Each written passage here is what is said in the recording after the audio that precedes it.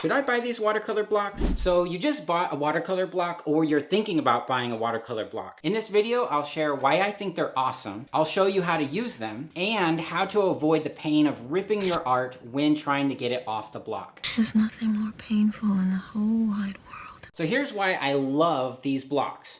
I don't like my paper warping. What's so bad about toilet paper? Blocks are glued on 4 sides to prevent the paper from warping when wet. Watercolor blocks are easy for transportation and also for painting outdoors.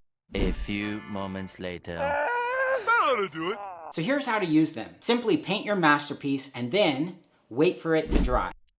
That's it. But you know what's really painful? Spending 10 hours on a painting only to rip it when you try to get it off the block.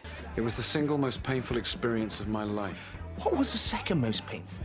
So here's how to avoid ripping your paper while taking it off the block. Don't use an X-Acto knife. I did that and it ripped my paper and a little part of my soul. Instead, you're going to want to gently loosen the edges with a palette knife.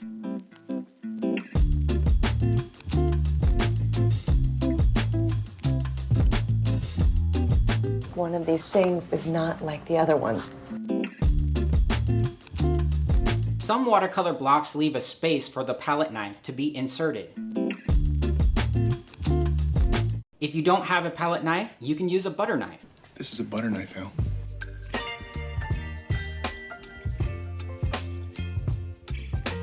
I put my 2 favorite watercolor blocks in the description along with other watercolor supplies I recommend.